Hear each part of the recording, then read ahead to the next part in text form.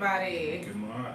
To our Netter. So glad y'all are joining us today. The numbers is up on YouTube. Y'all are joining us on YouTube today.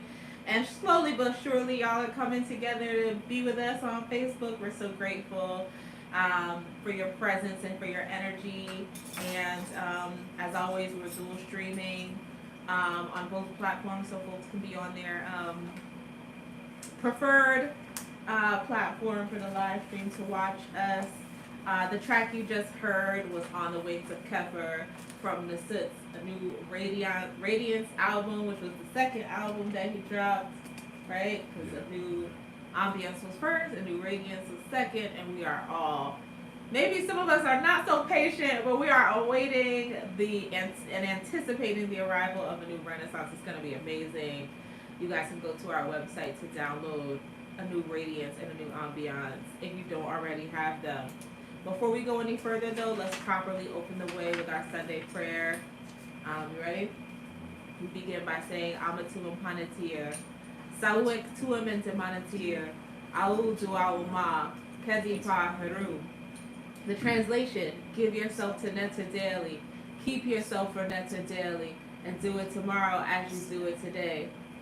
We give homage to the Creator, who is like our Father and who is like our Mother, who is everything that we can perceive and everything that we cannot perceive, who is everything and yet is no one thing, who comes to us in the form of the Neteru Ra, who is the light of the heavens, the light of the inner planes, as well as the light of our lives, who shines the light for us on the path of Ma'ati, which is the path of truth, justice, righteousness, and harmonious balance, who comes to us in the form of the light of vitality, giving us the strength and the endurance to live and act upon that which we know to be true.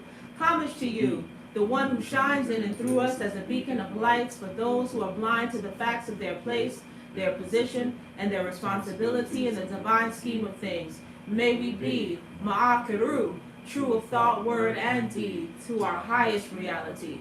And in the moments of crises and the dark nights of the soul, when it appears that everyone and everything else has let us down, so it is and so shall it be. Everyone say, Amen Ma'at. Amen Ma'at. Ma'akaru. Ma'akaru. Duanater. We already said. Okay. Y'all got started with the roll call without me. I saw Wefet Makra in the chat telling y'all to tell us the location. So I know Wefet was like, I can't wait. So let's see, we got Long Island, New York in the building, Hillside, New Jersey, taking deep breaths of clean, not wildfire-filled air. Duaneta, we're very grateful. We're all very, very grateful that has cleared up. Duaneta, I hope y'all were staying safe during those couple of days, wearing masks during those couple of days, and doing what you need to do to keep the lungs healthy and clear. We got Merit joining us from New Haven, Connecticut. We got joining us from Illinois is in the building. Let me see. We got Rael. Hamden, Connecticut is in the building. St. Louis, Missouri is in the building. Hyattsville, Maryland is here. Duanetter. Yes. Autanangton, Abut Sishat from Shrine of Ma'at. Reading, Pennsylvania is in the building. Duanetter. I love that. Okay. Of course, our faithful Lincoln, Nebraska. Brother Jason is here. Duanetter. Ned, Rob, Oscar. Greensboro, North Carolina is joining us today on YouTube. That's what's up. Give thanks.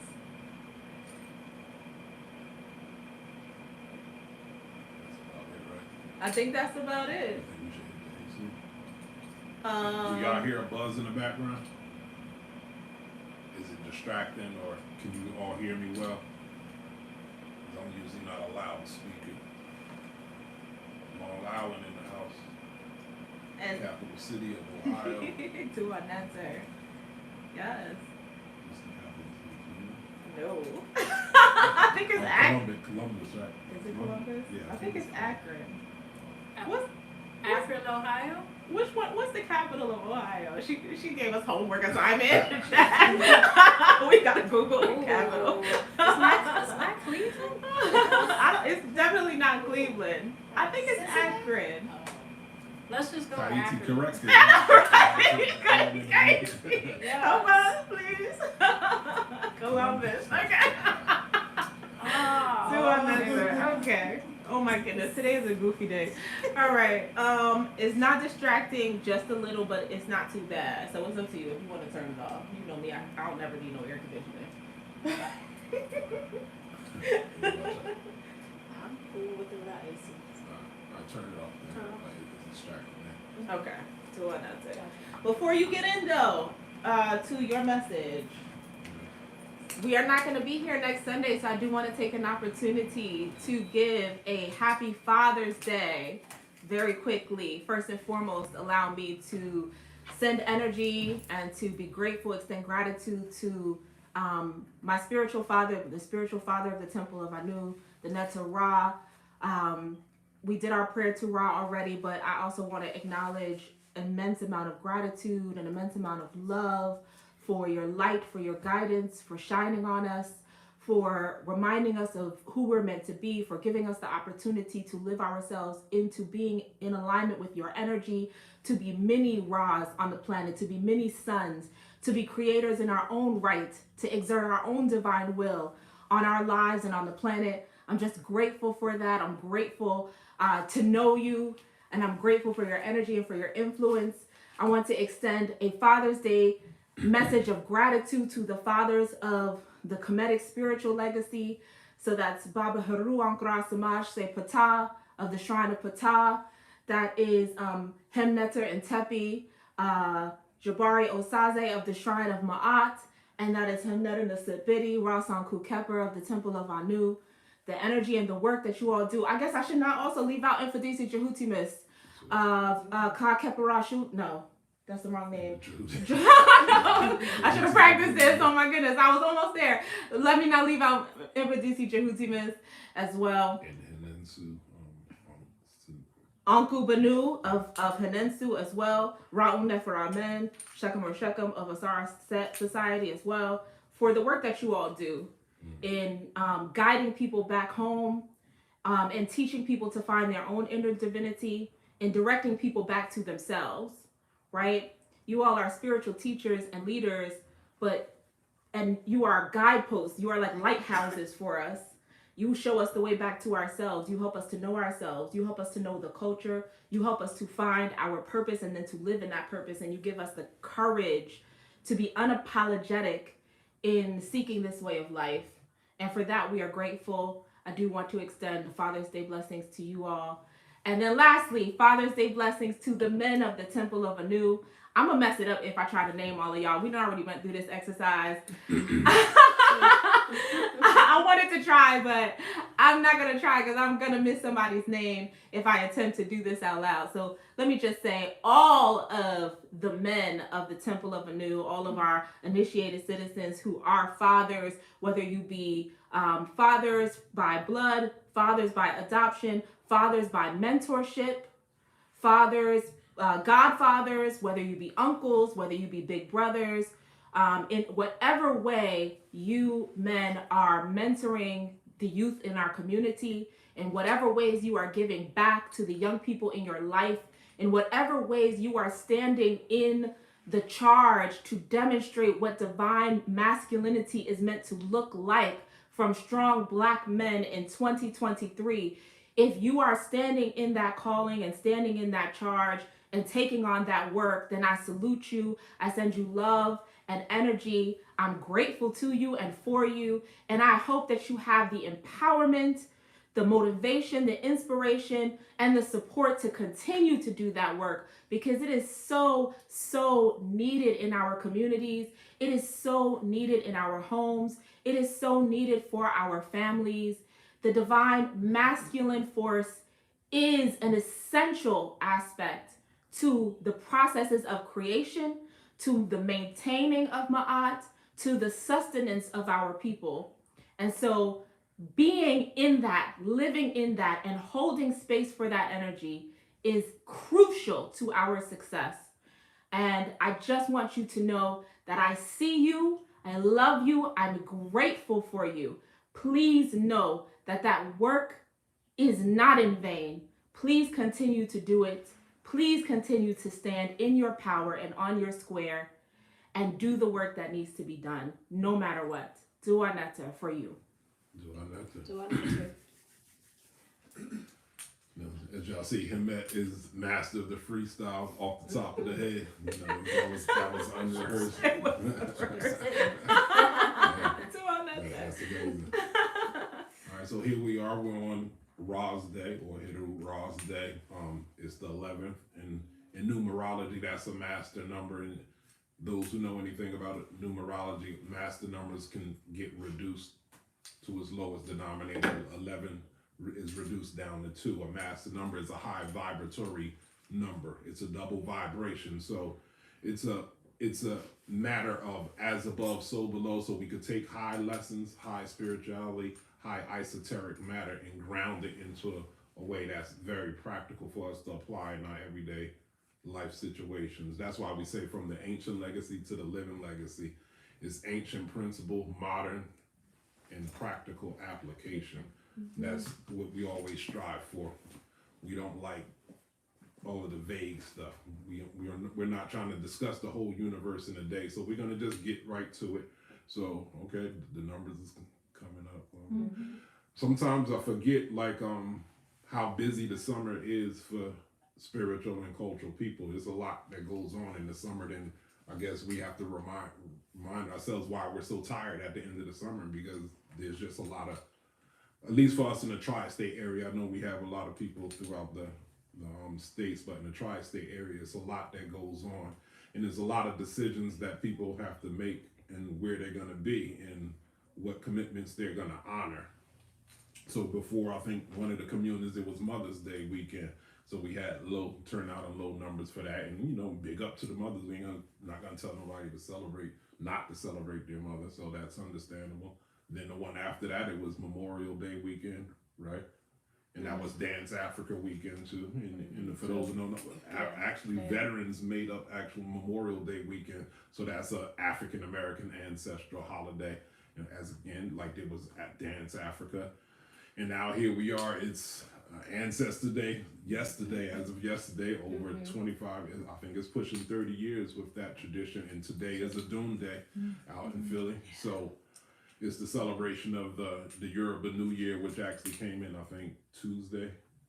And they always celebrate at the nearest weekend. And we kind of do that with Wet Rempet too. So the Rising of Spadet is not exactly on the day that we celebrate it. It usually comes sometime during the week, and we celebrate it on the nearest weekend, because we're not in control of this nation. So we can't make the whole nation go on a holiday and stop. So we all do the best that we can, because this is where we are at in our journey over here.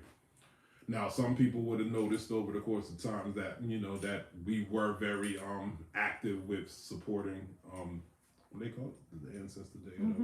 That's what they call Tribute it. to the ancestors. Tribute to the ancestors. People, we've been known to be there for like the last decade or so. Every year, same with a Doom Day. And since the quarantine, we kind of fell back from a lot of things. We still do the International Arts Festival, not so much Dance Africa, because it's kind of the same energy, the same vibe for Dance Africa and International Arts Festival. And even International Arts Festival, we kind of scaled back. So one could question, like, okay, what's going on with the Temple of Anu? Are we falling off, or why aren't we at these things? So that leads us to the lesson of today, which is resolving split energy again. So, you know, we notice, like I said, that attendance flounders over the summer because there's a lot that's going on, but that makes it appropriate for us to address split energy. So I, in my personal life, am addressing my own my own split energy. So my demonstration and my executions of my style of leadership is kind of displaying less split energy. So let's get into it. So let me see those boots. So we're going to deal with a quote from Kemmunion. So for those who are new to the Kemmunion platform, everyone should own a copy of the Hosea, the selections of the Hosea, Sacred Wisdom of Ancient Egypt, selected and retranslated by Milana Karenga. And then you also need Ma'at, the Guiding Principles of Moral Living by Kemmunion University Press, right? Mm-hmm. These are the two main texts that we go through. So it's a small lesson real quick. We have to give props to Milana Karenga. I know a lot of people don't care for certain personal things they heard about them, but you got to give respect where it's due. So when he created Kwanzaa, he used Kwanzaa to wean people off of Christianity and off of Christmas. So he created or developed a ritual around the harvest and gave it a 7-day meaning with deep meaning. So it's not a superficial holiday. It's to wean people off of Christmas and off of Christianity. And he developed selections from the Hosea. So this is not a whole text in of itself. That's why it's called selections of the Hosea. So even the Hosea is not a text. The Hosea is a combination of two words, hu and sia. And those are actually neteru. I don't know if people know that there's neteru of the senses, there's neteru of the eyes, the ears, the mouth. So there's hu, the neteru hu, which is the neteru of authoritative utterance. And there's sia, some say saya or sa'a, which is the neteru of divine insight or wisdom. So the Hosea represents the authoritative utterance of wisdom, but it's pulling from various backgrounds of text. So this was originally his contribution to an answer for the Bible, because the Bible is a collection of books also. So this is a collection of selections of text.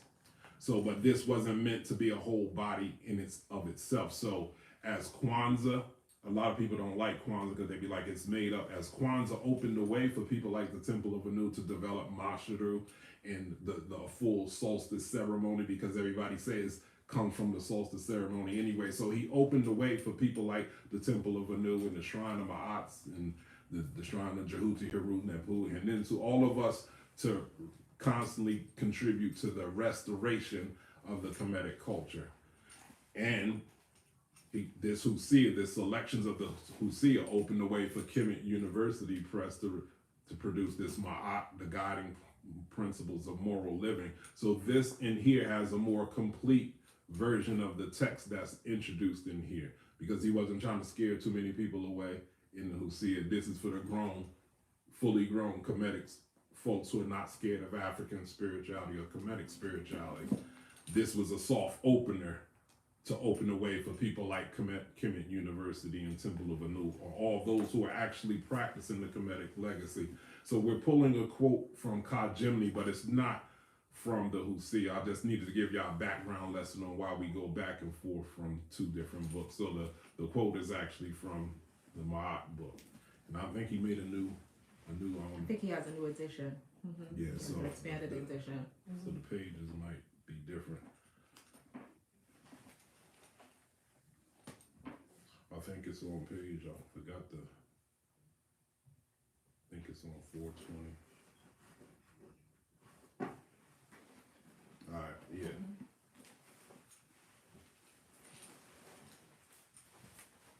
The vigilant person flourishes and the exact person is praised. I'm gonna say it again. I'm gonna say it 4 times since 4 is our complete number. The vigilant person flourishes and the exact person is praised. The vigilant person flourishes and the exact person is praised.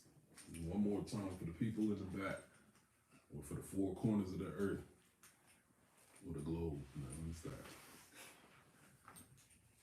The vigilant person flourishes and the exact person is praised. Okay, so we have intelligent people, we have the righteous and respectable chat, we have intelligent people in the room, so let's get to it. So what is y'all understanding of the word vigilant off the bat? Y'all can answer. So definition is supposed to be a careful person? She says a careful person. The vigilant person means a careful person. The righteous and respectable chat, y'all can add into what is your general. Don't be looking up on Google. We smart people, so we can't be wrong. We could just only fine tune our definition. So, Marco, what would you say vigilant? I mean, Stop looking at the Google. no, I'm trying to add this quote into the chat. No, the first thing that came to mind is like somebody that's like aware. Okay, Yeah. aware. Being active and productive. Being Do active and Tara. productive. What's medium is this over here? This Facebook. Yes, that's Facebook. This is YouTube. Okay, Facebook cats are scared. I see. Okay, it's okay. All right, so vigilant. When I think of the Vigilant is on Prepared. point, prepared, persistent, courageous, dedicated, based on principle. okay, Facebook redeemed themselves. all right. The priestess had to redeem them. Okay, they holding it down. It's nothing wrong with a little bit of competition, right? We keep Pushing everybody. positive. Okay, pushing positive. All right, so vigilant. So we break it down to the root to the word vigil. Back since I was a youth, since we're over here in America, when I hear the word vigil, I think of the Catholic Church. I think of people wearing white and they got that candle and they're holding a candle and they're talking about a vigil. And remember, a candle represents kind of like eternal awareness. So it means to be awake, to be aware, eternal awareness. So that's talking about fasting or not sleeping, talking about overnight or a long period of time. That's what I think about when I think of the word vigil. Now, let's break it even down further to this root vigil. Then you got vig or vigor. That's the root to the word vigor. And they call the Pope the vicar. Because he's the divine, the personification of the divine energy on earth, kind of like in the Sith video, like myself, you know. the personification of the divine energy on earth. So you have the vicar. So vigor means energy. So in the streets they say keep that same energy, you know, keep that, to be vigilant, be on that, keep that same energy. In my hip hop songs I got an acronym called KEM, K-E-M, and I say keep energy moving. So let's go back to the quote.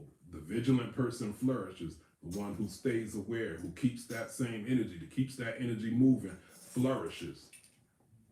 Now the root to the word flourish in flower is the same thing. So when a flower comes into completion, that's called success. When a flower comes into completion, that's when it flourishes.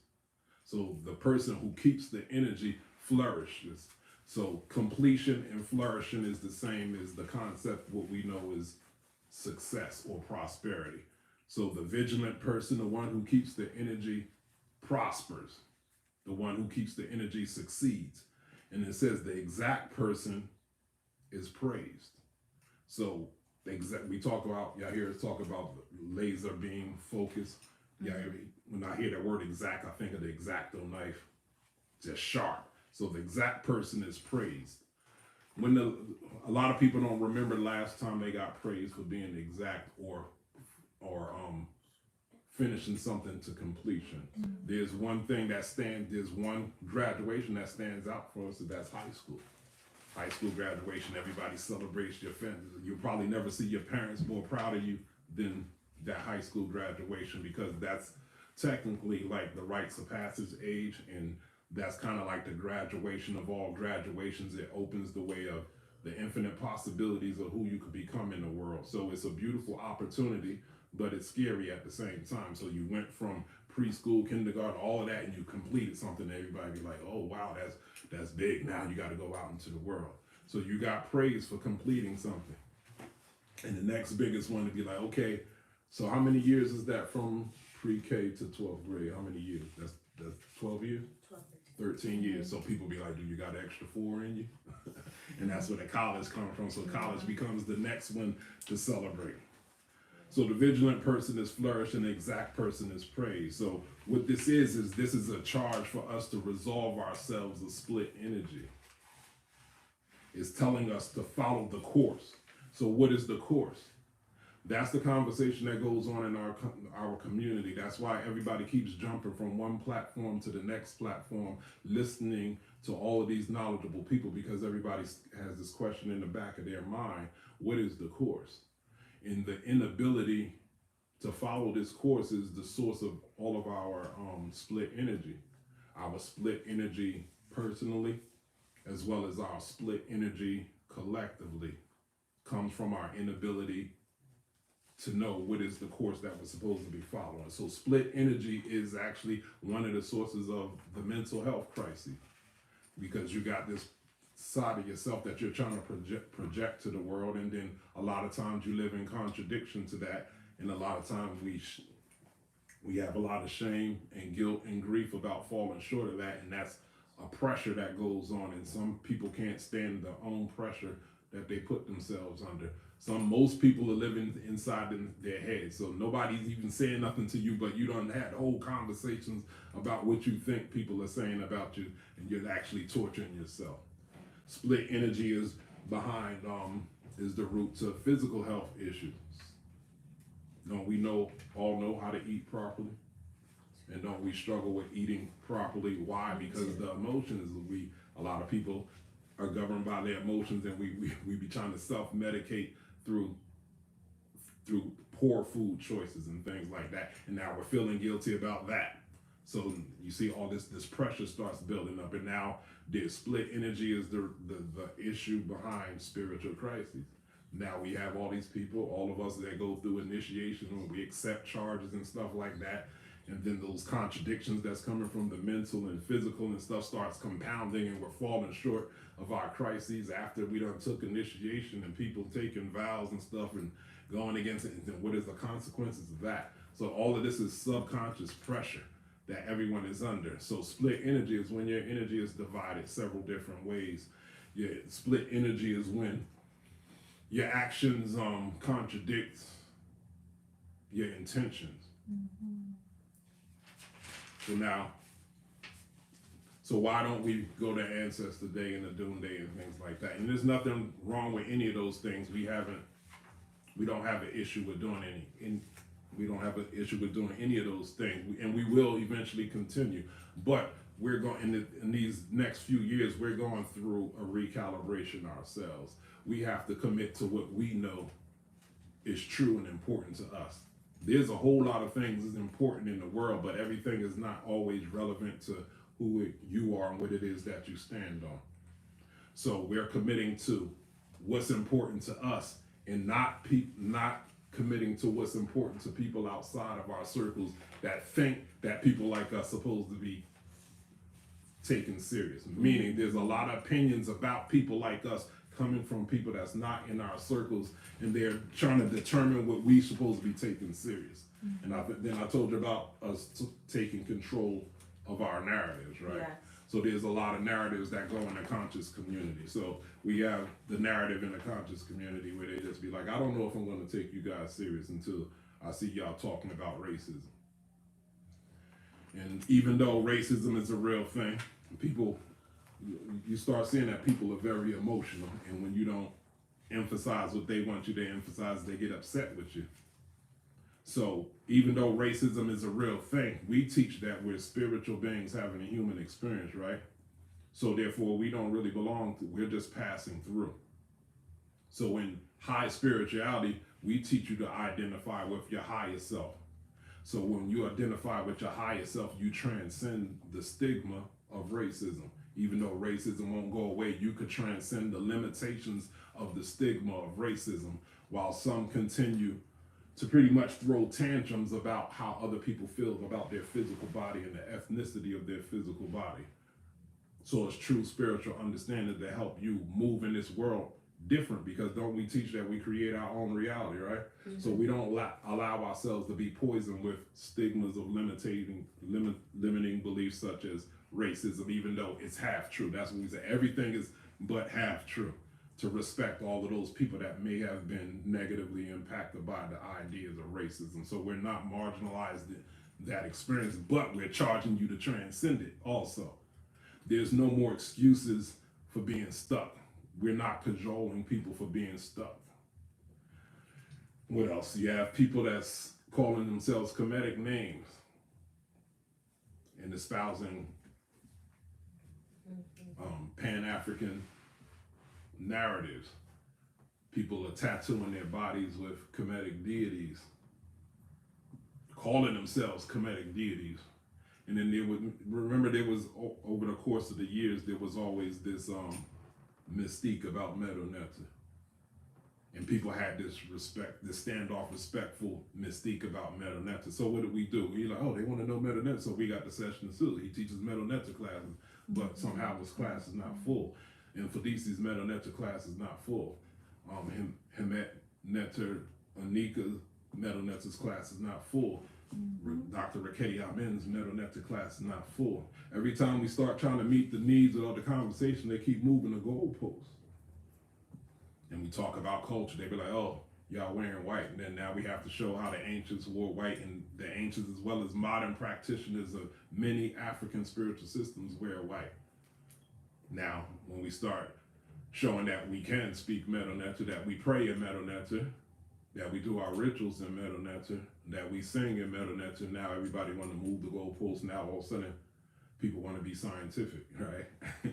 So they keep moving the goalposts. So here it is. I'm trying to be a nice guy. And be like, okay, because our people in our circle are like, let's do the Kemetic thing. And I'm like, no, but the people need to know these things in order to take us serious. So I'm trying to come to the people's level so they can respect our contribution. And they keep moving the goalposts. I'm seeing that people are emotional. And what we teach, emotions are good servants, but what? Poor masters. Poor masters. Emotions are very fleeting. So there's one text, I think it's Patal Tep, that says, take counsel or listen to the ignorant as well as the wise, because the limits of knowledge has not been matched. So that's the pros of listening. And what about the cons of listening? You know, because all that's in the text too. Let me find it. Page 32. 432. Talk about the cons of listening.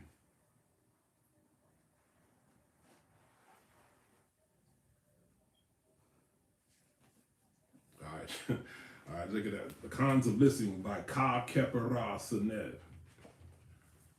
He said, it is painful to remain silent while you listen. Because some people be talking a bunch of nonsense, and you got to take them serious because you're respecting how they feel. Because everybody feels like they're standing strong on their emotions, and everybody feels that they're right. And nowadays, everybody is woke. Everybody's trying to be some type of code breaker. And, you know, like, I don't want to get into that. So it is painful to remain silent while you listen, but there is no point in replying to the ignorant. Those who ignore.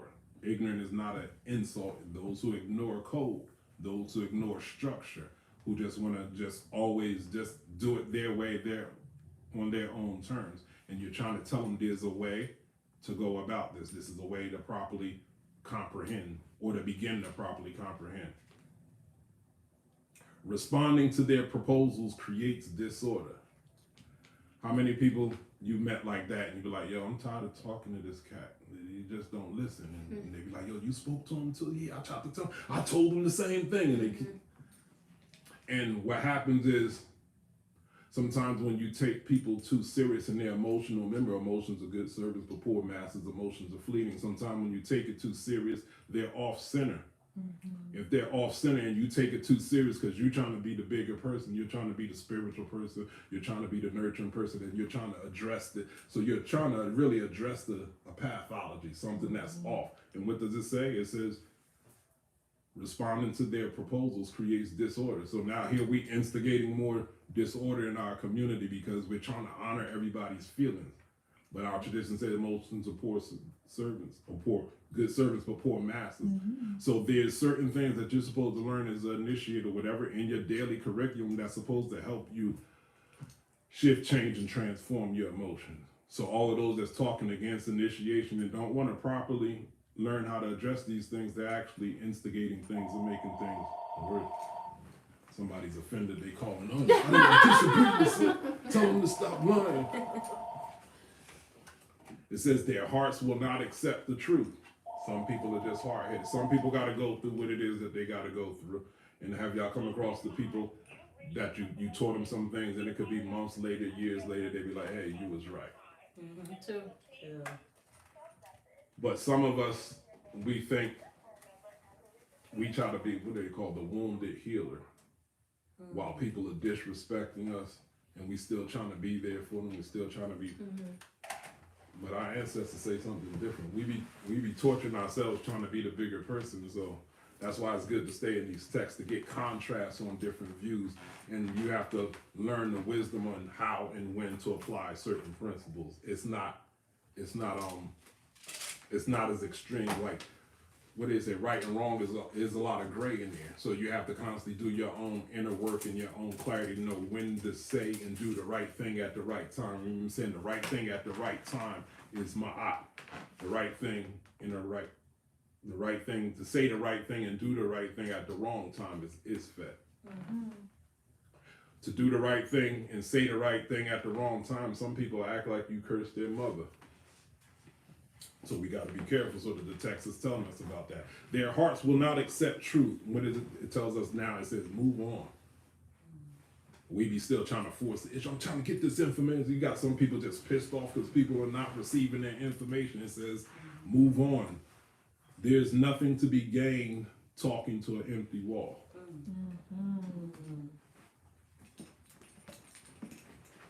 There's a saying that I find in these texts every now and then after, because that was bars right there, right?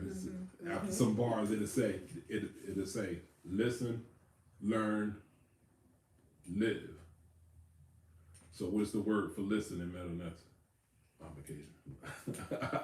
Everybody. Is it something similar like Sejam or Sejmet? So for now on, this is how tradition gets created. So for now on, after a bar that we hear from our ancestors, we're gonna say Sejam, Sejam, Rek. Rek means to learn and to know, and then Ankh to live. We're gonna say Ankh and Ma'at, live the truth. okay? So say Sejam Rek Ankh. Sejam Rek Ankh and Ma'at. So the ancestors said Sejam Rek Ankh. We're gonna say Sejam Rek Ankh and Ma'at. That's how tradition gets done. So we look what they did, and you're like, okay, that was hot. Now I think we're gonna add this to make it pop for us. That's how tradition gets developed. That translates as listen to the truth. No, it's just like listen, learn, okay.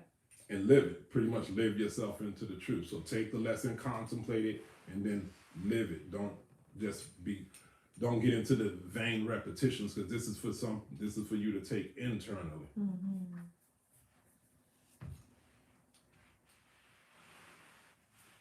So once again, we can't let others outside of our circle control our narrative, because that splits our energy. There's a lot of provocative things going on in the world that can split your energy.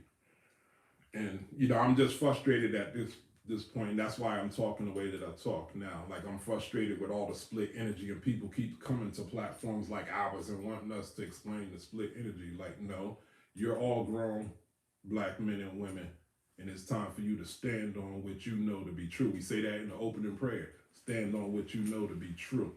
So there's a lot of split energy coming from the pandemic. There were already people conspirizing. Is that a word? Conspiring. Not conspiring. Theorizing about the next pandemic. They talk about, it's another one coming in 2025. Okay.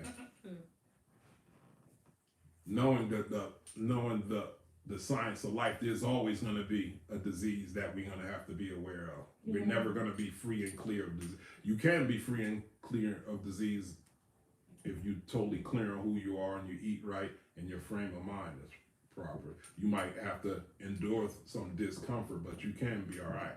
And that's the conversation that we're having. We're having conversations about divinity or our divine identity. So all of this provocative stuff. So then they talk about the elections.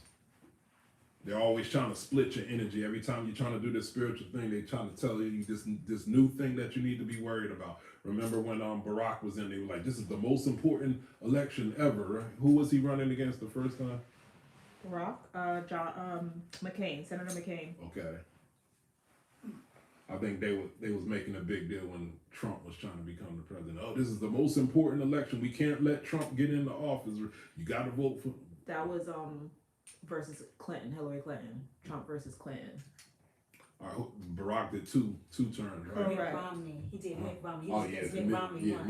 Mitt Romney. And who was the second time? John McCain. He wasn't a threat, though, right? He actually was, but Barack didn't go against Trump, is what you're. Okay, my Yeah. bad. Mhm. Alternate timeline. Yeah, that was the multiverse. That was Mandela effect, right? I could have swore he ran against Trump, but the truth of it, Trump didn't like Barack. No. Trump was trying to bring my man Barack down. Mhm. So now the new election, they wanted to get Trump out of there. Everybody vote for Biden. This is the most important thing. We can't do another 4 years of Trump. Now Biden is the worst president ever. So this next one, we got to get who they got up for. Who that cat in Florida? Oh, I forgot his name. It's not Cruz. I don't know. Oh, I have no idea who I'm we're not referring sure. to. Yeah, I forgot his name. Whatever, they need to get, they're trying to get what's his name out. But the point is, it's split energy. So you got things that you're supposed to be doing every day. We have things that we're supposed to be focusing on the community. Because remember, you can create your reality every day yourself. What happens when us as a community agree on the reality that we're supposed to be creating? And now people keep distracting us with disease. They keep distracting us with what's happening with the money, what's happening with elections. So that's less and less. Remember, they're scared to death for you to totally focus on yourself and your divinity and your divine as a divine entity. People are always trying to control your DeSantis. At this point, anybody be better than Biden. He don't he's just like What's wrong with Biden? he's a corpse. He's a corpse. He's not present. You can freestyle off the top of your head and be, you can say what you said at the beginning of the communion, and the people will vote for you over. Don't do it, man. They be like, hey. But anyway, people are trying to get us to constantly be outraged about something. That word, outrage, rage outward. Last communion we talk about, what is it called when rage is turned inward? It's depression. Depression. If rage is turned inward, then rage outward or outrage is projection. Because we teach about as above, so below, so within, so without. So that outrage is really you trying to get, remember, anger is okay because it's trying to get you to push through stuck energy, but you can't stay stuck in that stuck energy. So you're projecting your insecurities that you're just tired of keeping secret inside. So you're trying to make it seem like these other people, these other circumstances are responsible for somehow you not feeling good about yourself as you know you should be trying to feel good about. So some people are like, okay, so you're trying to tell me you're not outraged by Zawi Hawass. You heard of him? Zawi Yes. Hawass. Two. Yeah, they got outraged already. Yes. Leave them. And I'm saying no. Because he's responsible for going on his tour, not out of Africa tour. And I say Zawi Hawass is a non-factor. Mm-hmm. He's like the last bastion of that philosophy that nothing good came from Africa. It's on its last leg. It's 2020. It's 2023. All the information out. You got the internet. We can't go back. It's too late. That's a dying. He cannot win that conversation. So let's deal with that real quick. He's an elder. He's not a young man.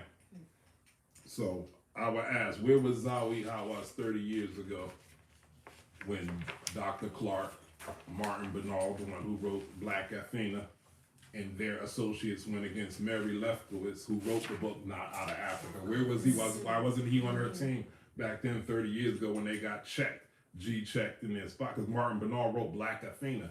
He's talking about the black origins of Greece. The black origins of Greece that pulled from black Africa, black African Kemet. So for him to say the ancient Egyptian civilization is not a product of Africa, he's trying to undermine that work. And there's two Bible version, Bible thick books of Black Athena, part 1 and part 2. Where was he 15 years before that when Sheikh Anta Diop was at the UNESCO conference when he developed the melanin dosage test, when he got pieces of melanin and he was able to determine that the amount of melanin that was in the skin of the mummies was consistent with the current black African populations of Kemet? Where was he when Sheikh Anta Diop also made the connections between the Medu Neter and the Wolof language of West Africa? So he stumped them. They still to this day got no response to his challenge on language and they have no response. Their response to the melanin dosage test is like, no, you can't take no more. they stopped them from getting melanin samples from all of the mummies and stuff. So they shut that down. That's why you don't hear anything about the melanin dosage test. So on this tour, who is he speaking to? Young educators. Is he? He's just speaking to the choir. He's speaking to those who want to believe that nonsense that he's believing. So what I'm saying is, has he requested audience with our beloved Baba Hitter, who's been teaching, learning, and living this legacy for over 50 years? Has he reached out to Infidisi Jehudi Must, who's been teaching, living, and learning this legacy for over 50 something years? And I think, if I'm not mistaken, I think Infidisi is even an Egyptologist. Mm-hmm. What about, did he reach out to Professor James Small? What about Professor Jeffries? What about Muada Ashby wrote over 50 books about the connections of ancient Kemet to all ancient civilization? What about Robin Walker? You know, and these are all living masters. So why should I feel any sort of way? And he ain't even gone through our living masters. We're from the urban areas, and when you talk junk, you're supposed to call out who you're talking to. So, you know, if y'all familiar with boxing, you know, we got Tank Davis, he's the lightweight champion. We got Devin Haney at Floyd. You know, when you coming up in the scene and you want that crown, you get on camera and be like, yo, champ, I need a shot. I'm looking for that title. I need the shot. So the point is, Zawi is not naming names. He's not coming speaking to the people he needs to speak to get through what he got to get through. He can't stand up for he's not even qualified to stand on his own half truth. I asked the question, I said, does he know Metanetzer? I think he's an archaeologist, right? I don't even think he's an Egyptologist. I think he's an archaeologist. Now let's go. If I asked the session Sue, I said, does he know Metanetzer? We don't know if he really knows or not. I haven't seen him demonstrate any knowledge of Metanetzer. He's more like an archaeologist. So now if we say language is the DNA of culture, deoxyribonucleic acid. Through your DNA determines what you look like. Your DNA determines your proclivities, certain things in your personality. Your DNA can be traced back to the beginning of time, beginning of recorded time. So if that's what language is, so you start be like, oh, this is why, that animal that they're using in that glyph, oh, that comes from South Africa. Oh, that instrument over there, oh, we saw that in South Africa. Oh, this thing right here, we see that in West Africa. So it becomes a problem when somebody because he's of Arabic origin. Mm-hmm. So a person like that don't know the language, that's saying this ancient civilization is not a product of Africa, but don't know the language. So therefore he really don't know what he's talking about. So now there's new scholars on the scene. You have Asar Imhotep, and he wrote the book Alujua, part 1 and part 2. Yeah, I get it. He's supported by the U.S. government, especially the right-wing Republican, and none of that means he's qualified. They just put him in place. So we're all set. So we got Asar Imhotep. He wrote Alujua 1 and Alujua 2. What's interesting about that book is he wrote it in 2014. When I'm reading the opening liner notes of it, Alujua is another Northeast African word that he connects to the word Saruj Ta. So that book is called Saruj Tawi, and he's talking about the restoration of our tradition. So he got 2 whole volumes explaining Kemet is the origin of many black Kemet, black African Kemet is the source of a lot of those ancient civilizations in that area. So he's taken the work of Sheikh Anta Diop. Remember, Sheikh Anta Diop stumped him at UNESCO with the connection to the Wolof language of West Africa. So Asar Imhotep picked up that banner, and he's connected with Dr. Sheikh Anta Diop's peer at the time, which is Theophile Obenga. Then you got Jean-Claude Mboli. Then there's a whole host of other black African linguists from the continent that's able to make direct connections with the Metanetzer to black African current languages as well as ancient languages. So now we got to go back to Dr. Hawa. So if he don't know the Sesh, if he don't know the Metanetzer, then he don't know the culture. And if he don't know the current research on the origins of this language, because he's Arabic he's Arabic, so he's looking to the Hebrew, he's looking at the Sanskrit and all this other stuff that takes you into Eurasia, and not looking into Africa, the interior Africa, as the possible source. So just the whole approach is racist. So he's coming with this whole perception, like, just trust me, I'm an archaeologist. So he's just following the script the Europeans gave him, to just keep saying nothing powerful came out of Africa, or these foreigners came into Africa to enlighten Africa. So what I'm saying, if he don't know the language, then he's not qualified to hold the stance that he's having. That undermines his whole thing. So the point is, I'm saying he doesn't even qualify to stand on his half truth. We got to respect him. Everything is half true. So he got some knowledge, but he don't qualify to make this the try to go to war with what he's trying to go to war with, because he's not speaking to none of the elders. Remember, these elders are living. It ain't like these are some old books and then you can say, oh, those books are outdated. The new information, like, no, we talking about living elders in a new generation of scholars that have the new information. So we got all the old stuff and we got the new information. So what's up? So I guess some of these people are posting outside of where he's at. And I'm just saying Zawi is a non-factor. Mm-hmm. We have to stop thinking that we have to have answers for them. We're living in a time when, y'all can turn that AC back on, my Kundalini's rising up now. We have to, we're living in a time where we no longer have to seek answers. We gotta stop. It's on the right, yeah. We have to stop thinking we have to have answers for them, because we have to start being the answer. There's nothing left for us to do but be the answer. So if he's of Arabic origin, do y'all know of any Arabic Kemetic temples? So the Arab people is not gonna you see what I'm saying? It's too late. You can't put us back in that box. The Arab folks is not gonna outdo us in the Kemetic knowledge. They're not gonna outdo us in Metal Netta. What about the white? You don't even see, is there any real formidable white Kemetic temples? There was House Netta and Tamara Siyuda, and she quit. So she left all her people out hanging. Sometimes they try to migrate over here because there's no leadership over there. So the Arabs is not gonna outdo us. The white folks is not gonna outdo us. All we gotta do is be us. We are the answer. Us in our circle, our children, when they think of the slip video, whatever, they think of me and they think of him as black, unapologetic leadership. And they see other strong leadership in our community. They're praying in Metal Netta, singing in Metal Netta, doing ritual in Metal Netta. And let us not forget about our digital footprint. We're on, this is the new Metal Netta on the walls. We're on social media forever. So we got us, we got Shrine of Ma'at, we got Hinensu, we got New Osset, we got Ra Seiki, we got the Shrine of Jehuti Hiru. It's black African shrines across the whole internet. We're here forever. And they're too far behind to outdo us. So there's nothing left for us to do but be us. So we have to hold the course. And we have to hold the course that's for us. So how do we hold the course? What is the course?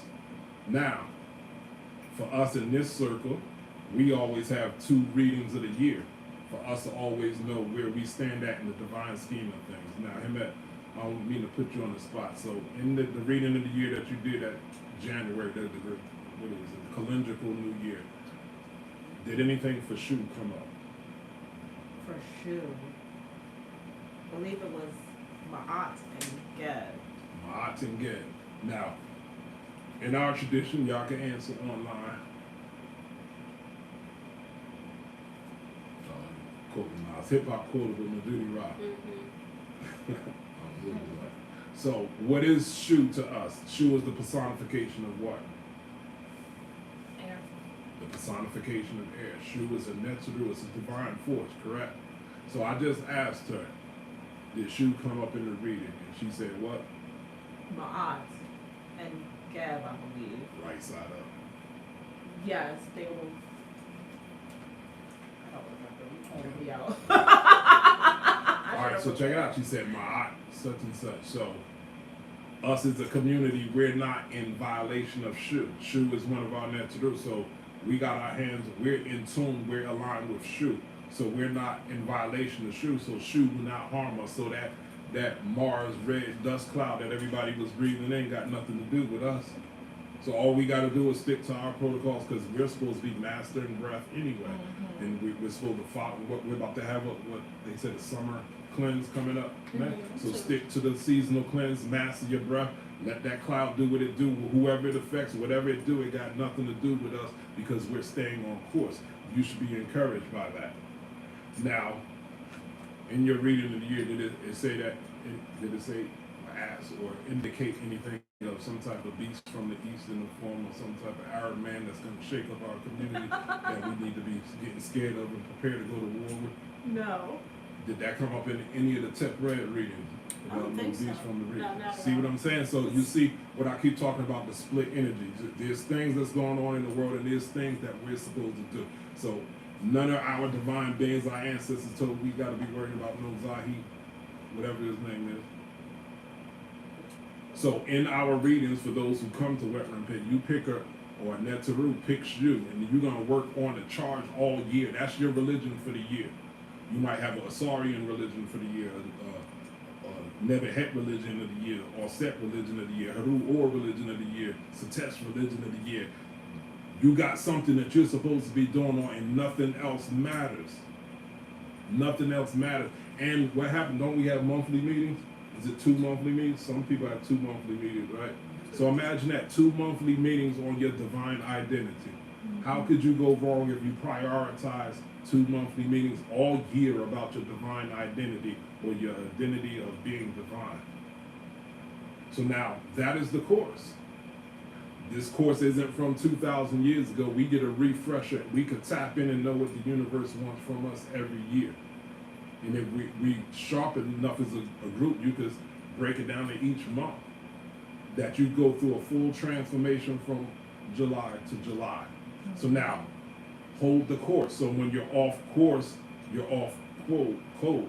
Off course equals off code. Off code equals out of order. And when you're out of order, who knows what the consequence is going to be? So this message is about taking us internal. Stop blaming people for us being out of order. Stop blaming the world for being out of order when we got to get in order. We know how to be in order. So I'm talking to conscious folks. A lot of conscious folks they get offended when you compare them to regular folk. Everybody go out their way to try to remind people that they're not regular. I'm such and such, I'm woke, I think outside the box. But every time as I'm looking online now, the more I see conscious folks' behavior, their looks, they're listening to the same music as the regular folk. That split energy. When it comes to mastering yourself, you need knowledge of self and your body and your chemistry. You need to know how to master your body chemistry to avoid depression and avoid stress. So if you haven't avoided depression and you avoided stress, then you're regular. Because we're supposed to be initiates. We got the tools to do what it is that we need to do to avoid stress and avoid depression. So if you can't do that, you're regular. If you haven't mastered your mind, if you haven't mastered your decisions, remember your decisions determine your quality of life. So if you're unsatisfied with your quality of life, it's going to come down to your decisions. Your decisions are going to come down to your clarity of mind. So if you're meditating, or if you're not meditating, then it's going to manifest as a lack of clarity. The lack of clarity is going to show in your decisions. Your decisions going to show in the quality of life. So if you're still struggling with your daily responsibilities, and if you're still struggling with your spiritual responsibility, remember we got initiates on here. So if you're still struggling to be where you're supposed to be on time, shoot, you might as well be regular. So what's all this resistance about being lumped amongst the regular people when you're listening to the same music, you're looking like the regular people, you're fighting and struggling with the same stuff as regular people? Like, hey, it's a mirror. That's all I'm saying. We have to deal with that split energy. So remember, it says the vigilant person flourishes and the exact person is praised. This is what the tradition says about how we're supposed to be living our everyday life. It goes page 28. And this comes from the Stories of the Oasis compilation. 428. 428. It says, neither worry about nor rejoice in the future, for nothing is promised. I think that's even said in the Bible somewhere.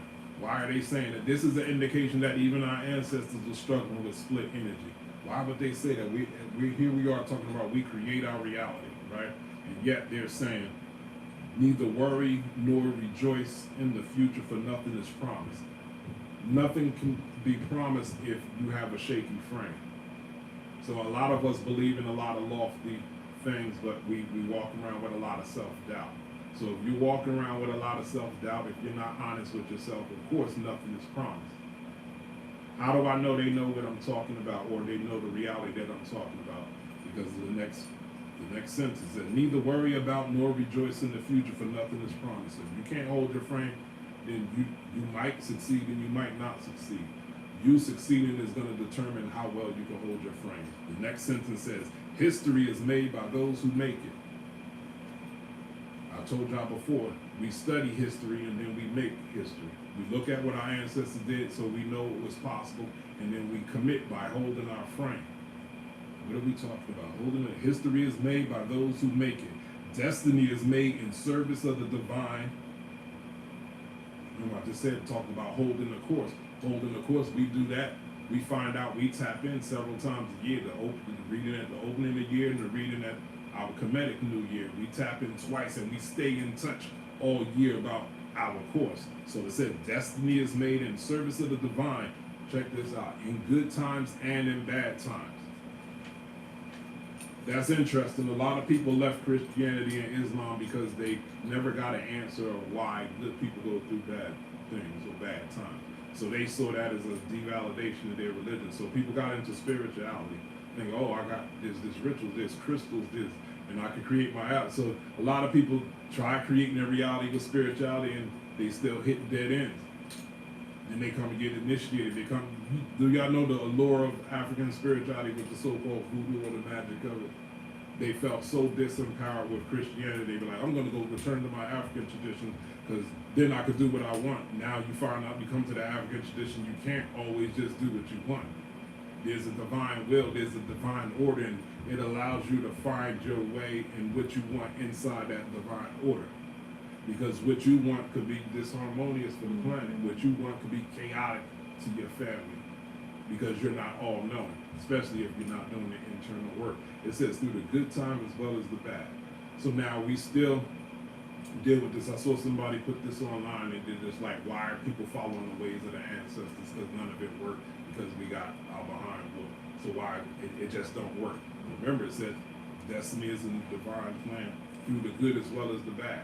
So now we're required to endure some things. You endure to the way is made clear.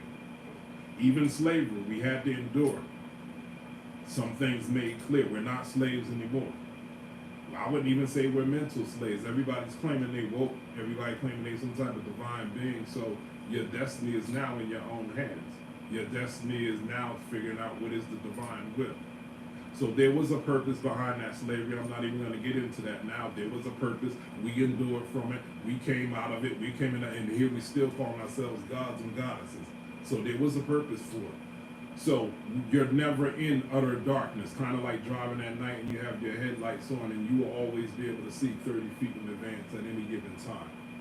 Now, in our tradition, we got, or in spiritual tradition, they got what you call a left-hand path and a right-hand path. You've all learned a lot of tools that help you polish your divine skill set. So there's certain rituals you do every day that's equivalent to cleaning your mirror and cleaning your body. So if you clean your mirror, you're going to see clear. If you clean your body, you're going to feel good. So if you fail to use the tools and sharpen your tools, and when your turn comes up and you miss it because you ain't paying attention because you forgot how to do the ritual of paying attention and you missed your turn, you miss it again, now you blaming it on the darkness. You're like, yo, but you see 30 feet at any given time. So it's not the force of it's not the fault of the universe that you ain't paying attention to see what it is that you're meant to see. So it all goes back to self. So when you go back to self or in self, you meet the divine. Mm-hmm. The self and divine are one. So when you go inside, you encounter the divine. So it goes back to the top. Those who are vigilant will flourish. Those who are vigilant will prosper. Those who are vigilant will succeed, and those who are exact will be praised. So we ain't got to worry about Zawi, Hawas, and them. Just do us. All we got to do is do us. We are the answer. We don't owe nobody any answers at this time. We are the answer. So be the answer. I'll leave it at that. Tuan Netter. Tuan Netter for this message and for this reminder of our true selves and of the work to get back to and to stay in alignment with our true selves. And honestly, it was a powerful vibration and alignment with this, again, that sacred masculine force we're going into as Ra comes to its apex in the cosmos. So dua for helping us to be aligned with that powerful energy and that powerful vibration at this time. We appreciate you all for your presence. We appreciate your energy in the form of donations that come in reciprocity to the energy that the Sikh gave, the energy that we gave today. Your reciprocity can be sent to us by Cash App, $ Temple Avenue, or by PayPal to templeavenue@gmail.com. And we're grateful for your presence and your energy, even if you cannot send donations at this time, but we appreciate the donations and how they help us to further our process and our plans, because we're looking for a permanent spot, y'all. So we're still fundraising, we're still working that out, and so we appreciate y'all reciprocity and support in helping us to continue this work and further the mission. We will be back here in 2 weeks, which is Sunday, June 25th, for our next regularly scheduled communion. And we look forward to sharing space with y'all once again at that time. And in the spirit of the message of holding to the course, so we expect to see y'all at Wet Room Bet, right? Oh, too. We got to do our own shameless plug. Like, all right, check it out. So remember, Coney Island, that's like almost 30 years old that the ancestors there at Coney Island. Adun Day is about, I think they all inaugurated at the same time. Adun Day and Coney Island, they're always the second weekend in June for the past 30 years. The International African Arts and what's the other one? Dance Africa. Dance Africa. I think they're over 50 years Yeah. old. How long we been doing Wet Room Pad? Us as Temple of Over 10 years. 10 years. Over yeah. 10 years. Yeah. Over 10 years. And before us, Baba was doing it for over 10 years. So Wet Room Pet has been done just as long as Coney Island and the Doom Day. Now check it out. So when we go to Coney Island, there's always several hundreds of people out there, right? When we go to Doom Day, there's several hundred, at least for the ritual, there's always several hundreds of people for the ritual. That the weekend attracts something else. That's a whole other thing. That's when all the so-called woke people, the regular, that's the marketplace African culture, when they think that's African culture and spirituality, to buy trinkets and things like, and that's cool. We all got our trinkets and stuff, but the rituals start at 12 o'clock. The offerings start at 12 o'clock, and there's always several hundred people. So the question is, how come Wet Room Pet doesn't have several hundred people and it's been around just as long? That's on us, and we're the ones everyone's champion. Like my words say, keep that same energy, that stuff that what they're feeling so upset about with Zawi Hawass, they out here protesting. I'm saying keep that same energy. So we're upset with him to try to say something doesn't come from Africa. So I say, okay, after the protests and stuff, because that's gonna come and go. After the protest, why isn't everybody pro Kemet? So are you gonna get on that same soapbox and be like, yo, Wet Room Pet is in several weeks, y'all need to be there. So here you got this man that's trying to destroy our contribution to the legacy, and all the heralds has been trying to keep it down, holding it down for 20-something years, and we up here begging y'all to come, but everybody's okay to show up for the protests or something that really don't matter. And we're trying to rebirth the African identity. He's trying to take the African identity. We don't have to fight him. We just got to do what it is that we do. So on that note, I guess I'll see several hundred people at Wet Room Pet, right? More information about Wet Room Pet is available on our website, templeavenue.org. You can go there today to read about Weber and Pet, what you need to bring, offerings for the Netru. Everyone's wearing white. Children are welcome. Almost every temple event I have open to families and to children. It's going to be a long day. It'll be a catered day. So we are selling tickets on our website as well to manage the cost, the catering, the tents, etc. So information and tickets are all on our website. Again, templeofnew.org. Somebody asked me to say the Cash App again for reciprocity. Cash App is $, Temple of the New. We appreciate y'all energy. We appreciate y'all time. We look forward to seeing you at Weber and Pet in a couple of weeks. I will remind myself to remind y'all at the next couple of communions. Until then, and folks who are traveling from out of town and have questions about Weber and Pet or need support around that, feel free to reach out to us. We have a number of people who come, a number of initiated citizens who come in from out of town. So I'm happy to share information with you about what hotels they're staying at, getting Ubers, getting Lyft, public transportation. Reach out to us if y'all have questions about it. But we look forward to celebrating Weber and Pet with y'all in a few weeks. And again, we'll see y'all at Communion on June 25th. All right? Shamim and Seb, everybody.